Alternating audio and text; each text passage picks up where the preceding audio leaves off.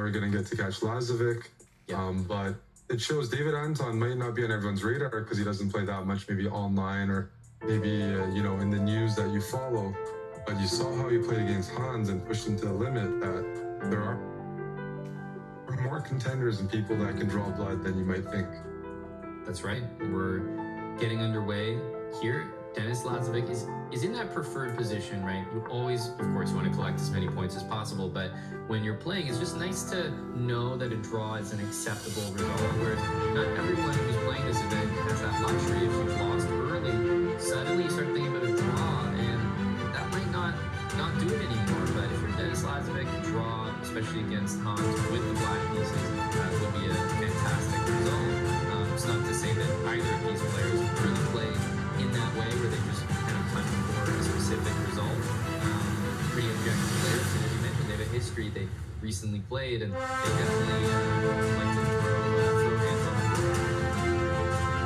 I would say, in contrast to maybe some of the respect players and some of the other young players, Lazavik is super solid and almost plays on my draws are frequent in these games. Not that he's necessarily fishing for a block. I can't imagine being completely wrong the way he's playing. In his head, I feel like Hans is probably top one for him. But he'd be very not happy for a draw. So he's the guy that take advantage when you try to beat him. So that's where he's going to get chances.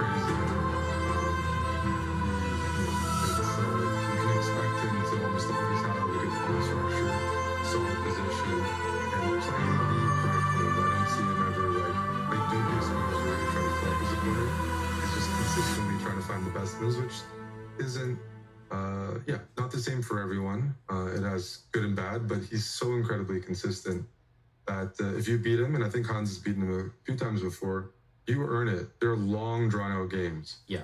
One of the harder guys to crack on the circuit.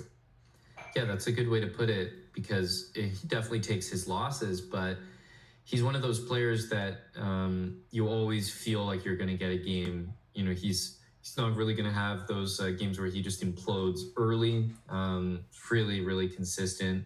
And yes, he'll take his losses like everyone else, but very reliable, a lot of draws. And, at the same time, if you try to do too much, it's not like he's only ready to make a draw. The second that you overstep, he's ready to punish you, and he's happy to play the positions as well. So he kind of garners that respect a little bit as someone you want to be a little careful of when it comes to pushing an equal position. For sure. And here you see the center dissolve a little bit on the D4 square. Hans, got a little bit more space. He's playing white. But again, look at black's position. Two sets of pieces have been traded off. And you got to think about it as white. Am I going to play F4? Try to play F5? Lazavik, you see, he's willing to play an endgame right here. Knight takes F6, Queen takes F6, offering, an endgame with doubled F pawns, but very few resources left. Yeah, if you capture, Queen will take back, Queen takes, and if you capture the bishop here, you do just fix the pawns for Denis. So, of course, Hans is not going to be tempted to exchange bishops there, and there's no doubt that white is a little bit better. Quick look at those doubled and isolated F-pawns will confirm, but the real question is, Eric, is it going to be enough? Is it going to be significant? Even the move D5, I'm kind of surprised by this move. Didn't think it was necessary. This fully clarifies the pawn structure and says, okay, there's not even an imbalance. It's just 3 on 3 on the queen side. And if the pawns exchange, you've got this clear weakness on the king side, but he's just saying it's not enough. He's saying that objectively, that's true, but I'm going to invest a little bit of time here.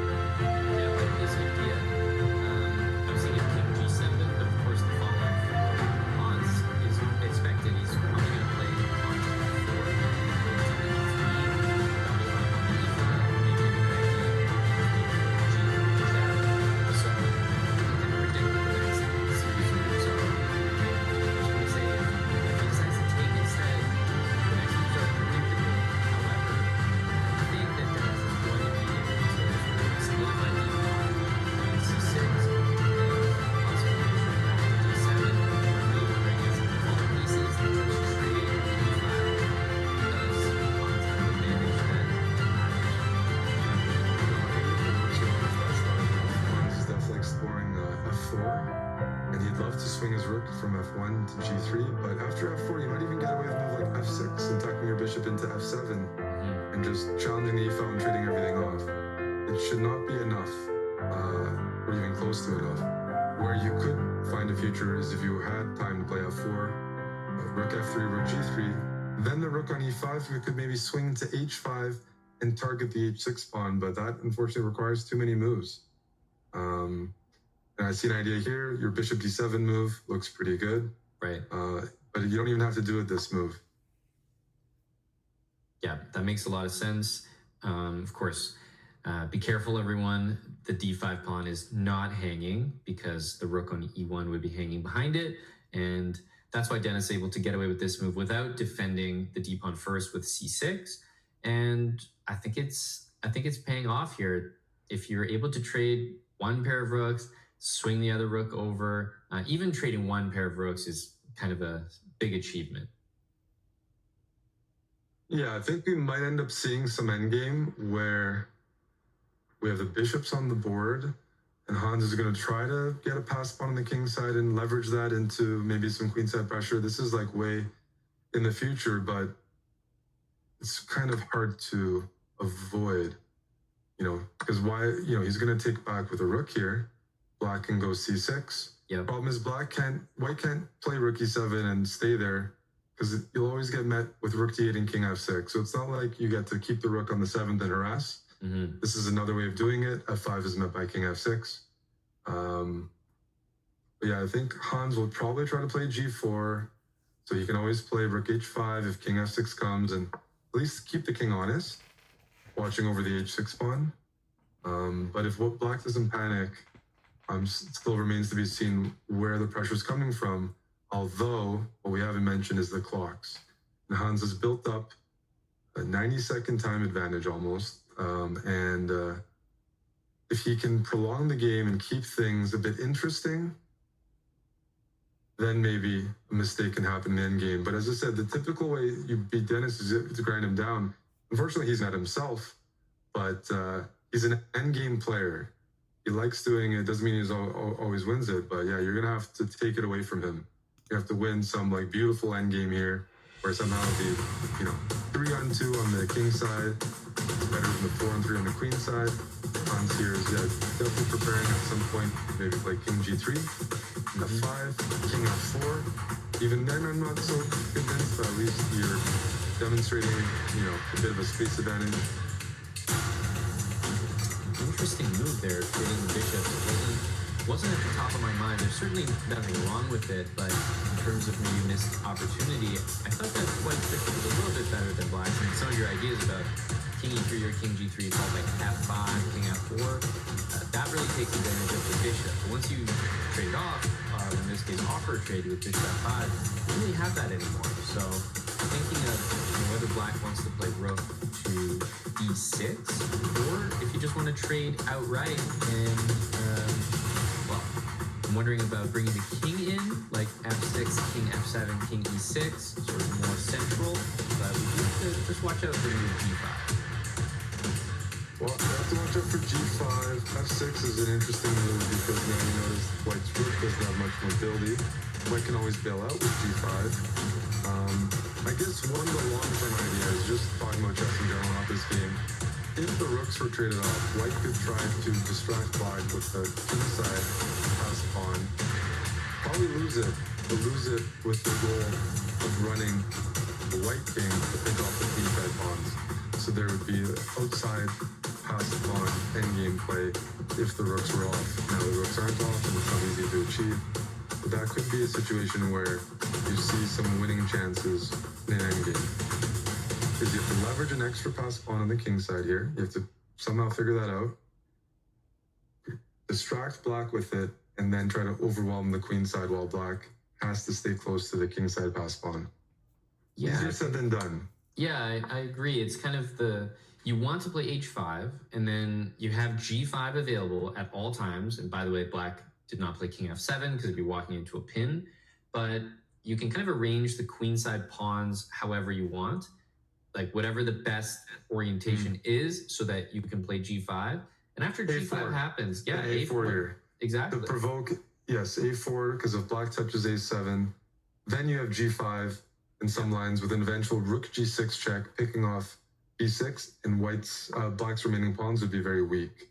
So Hans is baiting. What is black doing in the meantime, right? Hans is, yes, he has some control here. The king can't go to h7 because f6 is weak. It can't go to f7 potentially because of this g5 move. So does this allow d4 though? This last move? At least a4 was a move that you have a good point there, Amon. That's a great find. And I noticed that Hans was kind of shaking his head. I think he really regretted c3 because, okay, maybe he doesn't feel like he's winning here, but he kind of felt like he had a little push. And I think a4 would have at least put the pressure on Lazavik for a few more moves, whereas this one, d4, really nice for Denis to be able to include that. Yeah, black's going for a protected passed pawn. You know, if c4 is played, then black can use that passed pawn and bring the rook to e7 and make some progress. And if not, black is trading things off, which gets him a bit closer to that drawn endgame. So now this move is big. Rook e7 is going to put b4. I suspect so, because rook e7 will be played. There's really no other option. Same for white, no other option than to play b4. You can't allow black to play rook e3 check without responding. And this is, I mean, yeah, you can see that in the eval, but rook endgames are so tricky, and these guys don't have access to that information. So, it's not obvious at all. I wouldn't know who's better. I'm taking white because of the clock, and I'm also taking white because of some endgames that could be very tricky if you can ever cross with your king and get your king to f5. Lazavik, as I said, he's got amazing nerves and consistency. That's and might not be on the push he wants. But there is the other flip side. We haven't had it too much this year. A rook versus rook endgame requires under a minute. People try to fight each other. You're up a minute, you're going to fight like that. People do it online all the time. Hans isn't just going to be your draw here. Even if the eval is equal, try not to think about it too much. There's play on the board, there's ways to lose, and if Lazavik gets under a minute, Hans will definitely try to punish him on the clock, even if it's a dead wrong position. And as he should. There's no increment. Yep, there's a minute extra, and yes, you can go ahead and take that on. I think he was probably pausing to consider rook to d5, maybe rook d7. I like rook d5 there, by the way. I'm actually a bit surprised Hans didn't play that. But king e4. You can put the king to f5, but the annoying thing is, once your besides down, and that will maybe give black a moment to kick the king off of f5. It'd be nice if king was on f5 and we could go rook a5 threatening, I don't know, rook a7, but even there, not seeing too much. Right. But Hans is looking to improve his rook, going to leverage the time situation, which is why if you have the time advantage here, you don't trade everything off. You need to keep some tension or possibilities for the right moment to play maybe a risky move when you know your opponent can't calculate it through. Yeah, there's an idea that, if black plays king e6, that you could almost say black is threatening f5 check.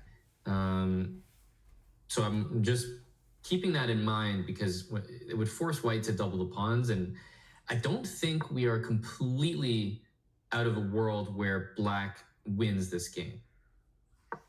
Black wins. Yeah, just with the outside pass pawn, I'm looking at f5 as a mistake you can walk into, and I'm wondering about rook behind the pawn. Exactly.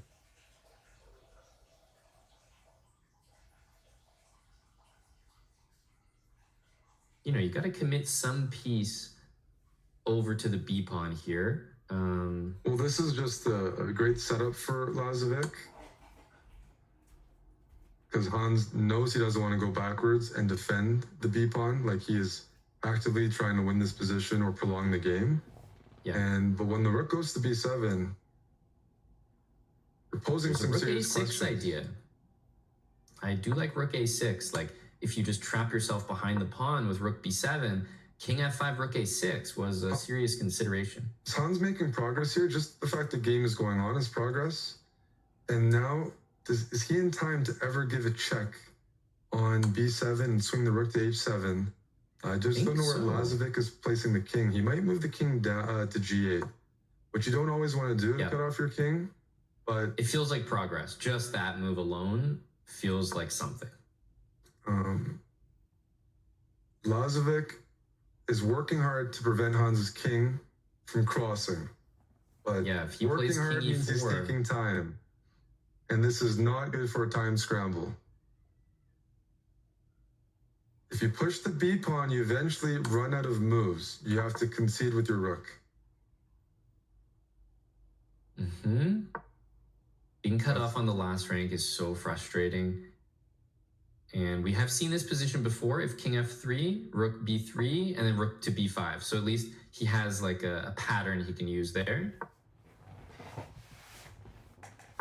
You're right, we haven't seen this yet. And, you know, finally we do. Rook against rook, this is something that you flag your opponent all the time online. Absolutely, absolutely you get flagged here. And 30, what? What's that? Isn't that just losing? Can't you just go into the endgame here? He can take it. He could just take it. Amazingly, he could actually take that. He didn't even consider it. Oh my goodness, if he doesn't win this game, he's going to go back and see that double question mark and be very upset. He can torture Denis here forever. Yeah. This is quite unfortunate if you're a Denis fan, because those 3 pawns means you're never going to get to like some 50 move draw rule. It's not happening, yep. And 20 seconds, Hans is going to walk that king over. And this is a win on the board now, but yeah. it doesn't need to be. This is a guaranteed flag, and Hans knows it. And this is kind of what we've been waiting for. This is the real esports element, familiar to chess players, because this is a guaranteed flag online. Let's see Hans. Guaranteed flag online. Hans is going to do it, and that's what he gets for trying to play for a win. He's earning something here. Can't take that rook. Be careful. Rook check. King takes f5 is a very nice stalemate attempt. So, I mean, well done by Denis to kind of earn the position that is a draw. But remember, Hans can just give up the f-pawn and reset a 50 move counter. This is a torturous. This is a forced online chess loss. We're going to see flagging at its finest, but that is what the time control is supposed to induce. You have no increment. You can't afford to get so low on time that your opponent can check you forever. Yep, he's going to maybe keep the rook there for the moment. He's switching sides. He has to be careful not to repeat the position. You know, a couple seconds down. And he's going to move that pawn. He doesn't mind if he loses it. That's just to reset the counter once again. Make sure he never allows 50 moves. You might check a couple times here. Yeah, I would. Hans is getting low on time. He's got to start moving, though. Lazavik is locked in and pre-moving. Oh, there we go. Rook h7. And beautiful. Beautiful. And you can see what that means to Hans Niemann there on the camera. That's not going to get a handshake after that. I could tell you that. No, you're not going to get a handshake there. But this is the format, and Hans demonstrated it very well. Yeah, have that time advantage. And you know what? Some players would have maybe agreed to a draw and not tried as hard, but I have to say I'm quite impressed how he managed to generate winning chances and keep tension and give tough decisions for Lazavik throughout the game.